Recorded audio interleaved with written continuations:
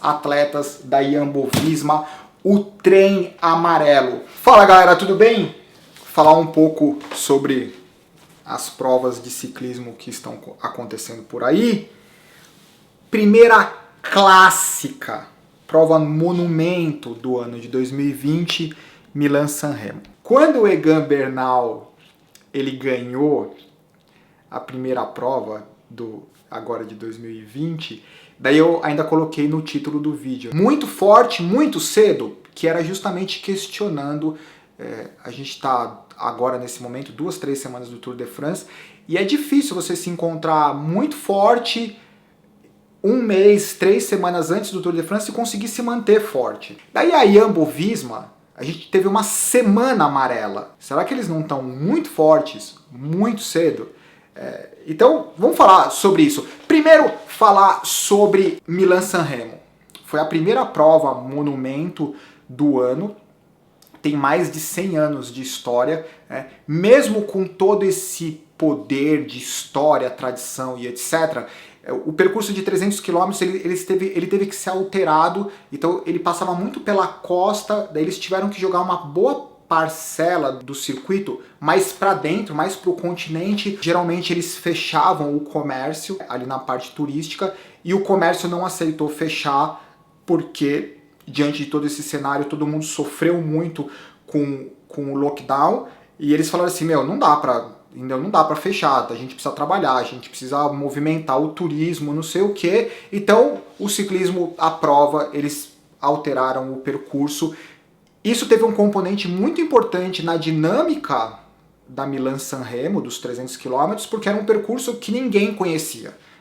Mas os quilômetros finais, onde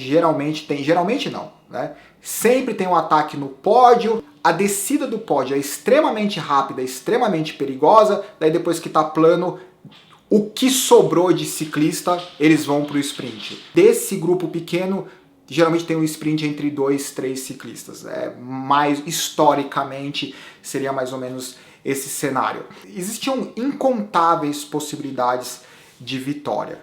No final das contas, o Alaphilippe ele fez a movimentação mais agressiva no pódio, ele conseguiu se destacar um pouco. Quem conseguiu vir na roda dele foi o Van Aert, que ganhou há uma semana atrás, ganhou a Strade Bianche, que após 300 km ou 285 km foi o cara que conseguiu ir na roda do Alaphilippe, e eles dois se destacaram de um grupo grande que vinha atrás.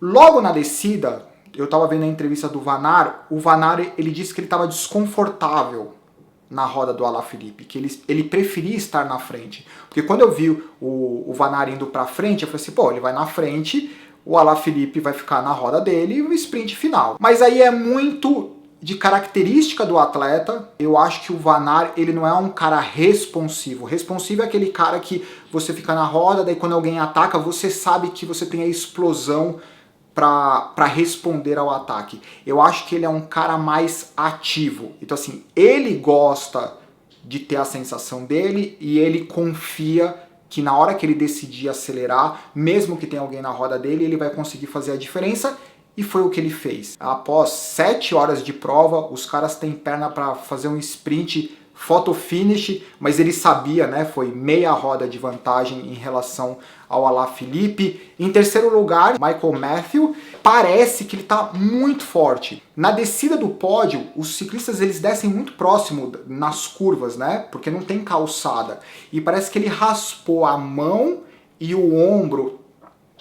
Então tem lá a sapatilha dele cheia de sangue. Só um pequeno parênteses. Eu não sei até onde é positivo no ciclismo ficar valorizando essa garra que os ciclistas têm. Calma aí, não me entendam errado. Eu acho que os ciclistas, eles são realmente seres diferentes. Porque os caras todos ralados, cai, se explode. Tem aquela cena clássica de um ciclista da Education First. O cara completamente fora de si, tentando voltar para a bicicleta, completamente tonto, após ter batido a cabeça. Isso é nato, ou pelo menos boa parte dos ciclistas eles têm essa característica. Mas isso não pode ser transportado pro mundo amador. Isso não pode ser, tipo, isso não é a parte legal do esporte, né? Porque eu fico vendo as pessoas, tipo, caem, se estouram inteira e daí postam, tipo, fotinho, ah, legal, tudo bem, tô pronto pra próxima. Quando, na verdade, deveria ser, tipo, galera, é perigoso, tenham consciência, puta, cair, entendeu? Porque ninguém gosta de cair. Aqueles posts, eles não podem transformar a queda numa coisa, uma superação legal, entendeu? Os caras estão lá num outro ambiente, numa outra realidade, é outra pegada. Então, assim, eu só tenho um pouco de preocupação dessa história de valorizar como se fosse uma coisa, como se isso fosse a expressão do que é o ciclista, né? Eu acho que isso é a expressão do quanto determinados eles são, mas eles são determinados dentro daquele ambiente, né? Eu não acho que se eles estivessem treinando e ele tivesse todo ralado, ele ia colocar uma fotinho tipo, tô pronta pra próxima. Porque é chato se ralar, ninguém gosta de se machucar, certo? Isso foi a Milan-San Remo, não foi um resumo, como vocês perceberam. Tá acontecendo, acabou hoje o Tour de Lan. Impressionante, e daí é a mesma coisa. Forte demais, cedo demais, a Jumbo-Visma.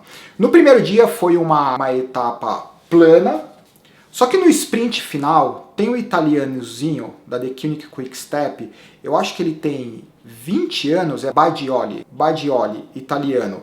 E ele ganhou a primeira etapa, e quem foi pro sprint com ele, ali no finalzinho, mesmo sendo uma etapa para os velocistas, não sei o que, foi o Primož Roglič, da Jumbo-Visma. Né? Primož Roglič ficou em segundo ali no sprintzinho com o italiano, que, meu, o cara é forte. Etapa número 2 do Tour de Lan. Meu, a Jumbo-Visma, não é que os caras dominaram. Geralmente, a Ineos na frente, ainda mais quando você tem Geraint Thomas, Egan Bernal, Chris Froome, etc.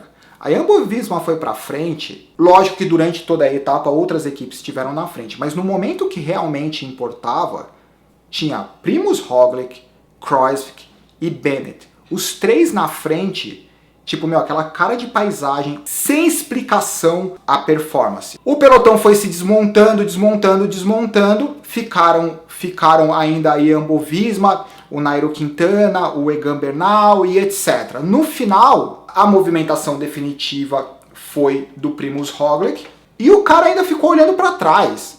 Tipo, dava para perceber o gesto corporal da pedalada dele no final, o cara tava sobrando, entendeu? O quanto sobrando, o quanto teatro, não dá para saber exatamente. Mas que ele tava muito forte, né? E a gente tem que lembrar, não, daí são as especulações do Samuca.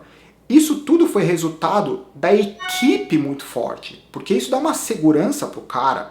A hora que você vê ali, no momento de sofrimento, caras da sua equipe com o mesmo uniforme, isso é totalmente diferente. E o Egan Bernal, Nairo Quintana, não sei o que, eles já estavam sozinhos há muito tempo. Ok, terceira e última etapa. Por favor, italianos, eu não gostaria de desrespeitar a língua de vocês, eu acho que é Badioli. Badioli, o italiano, ele pegou, meu, esse moleque é forte, hein? Foi embora lá, ficou na fuga, pedalando, não sei o que, e o pelotão atrás estava 49 km de prova e ele estava na frente. Chris Froome. O Chris Froome foi pra frente, meu, faltando 40, 50, 30 quilômetros, 20 quilômetros, os caras continuavam na frente. Eu vou te falar que eu acho que nem ele disputando como líder, eu vi o Chris Froome com a feição de sofrer, e daí de feição de sofrimento passou a ser uma pedalada de sofrimento. Eu vou te ser sincero que eu nunca vi o Chris Froome desse jeito, entendeu? Parece que realmente ele não tá no melhor Chris Froome que ele já foi, né? Porque ele não deixaria, ou ele tá fazendo um puta teatro, o que eu acho que é improvável, mas assim, feição, mandíbula travada, o Chris Froome, eu nunca vi. O que seria tradicional a gente ver seria a Ineos desmontar todo o pelotão, né? E você só manter talvez um adversário, que seria o Primož Roglič. Só que dessa vez a Ineos foi para frente, né? Durante todos esses últimos 50 quilômetros, só que eles foram se desmontando prematuramente. E o Chris Froome, ele saiu faltando 8,5 quilômetros. O que é relativamente prematuro, porque daí só sobrou o Castroviejo e aí a Jumbo-Visma ainda tinham 3 ciclistas mais o Primož Roglic. E nesse momento, o Egan Bernal, ele já ficava lá atrás. Então assim, o Egan Bernal ficava marcando o Primož Roglic de vez em quando saía de trás do trem da Jumbo-Visma, ia lá checar como que estava o Egan Bernal, eu acho como ele estava pedalando, o gesto, a respiração. O Nairo Quintana lá, com o jeito dele, que deve ser muito difícil ler o comportamento do Nairo Quintana, porque você nunca sabe se ele está prestes a quebrar ou se ele está prestes a fazer um ataque. É algo que a gente não está acostumado a ver, um líder da Ineos ficar sozinho enquanto tem uma equipe adversária ainda com 2, 3 gregários. O Tom Dumoulin fazendo o que o Tom Dumoulin fez para a Jumbo-Visma, o que o Chris Froome fez para a Ineos, de ir lá para frente e puxar, só que daí o Tom Dumoulin, ele só saiu faltando 2,3 quilômetros. Então assim, se a gente for comparar essa endurance ali na montanha, o Tom Dumoulin conseguiu se manter ajudando a equipe por muito mais tempo, faltando 1,4 km, os caras começaram a se estudar, o ritmo estava muito forte. No final das contas, o Egan Bernal, entre o pessoal que estava ali, ele foi o que conseguiu estar um pouco junto com o Primož Roglic, só que o Primož Roglic fez a mesma coisa que ele fez na etapa anterior. Ele começou a acelerar, né, com aquela cara de paisagem como se nada estava acontecendo, olhando para trás não porque estava preocupado, olhando para trás para tipo, quanta força eu devo fazer para garantir a vitória. E, mais uma vitória incrível. O Egan Bernal chegou bem envergadinho, quase perdeu a 3ª colocação para o Nairo Quintana. Daí chegou ali na tenda, deve ser um momento tenso, né? Porque os caras se encontram ali, os 3 primeiros na tenda. O Egan Bernal foi lá, cumprimentou o Primož Roglic, Britport, Krosky e Bennett. Ou seja, entre os 7 primeiros, 3 atletas da Jumbo-Visma, o trem amarelo. Daí de novo a pergunta, será que é muito forte, muito cedo? Porque diferente da Ineos, parece que os atletas eles estão em diferentes momentos da preparação. E daí quando a gente olha a Jumbo-Visma, parece que todos estão muito fortes. E daí, de novo, muito forte, muito cedo, ou os caras vão andar assim mesmo? Se eles efetivamente, Egan Bernal, Nairo Quintana, se eles chegarem nessa forma física no Tour de France, provavelmente vai ser o Tour de France mais rápido da história, porque os caras estão muito fortes. A opinião de vocês em relação a isso. Quem vai ser o cara? Vamos ver, certo? Fiquem à vontade com o comentário de vocês. Abraço, galera. Tchau.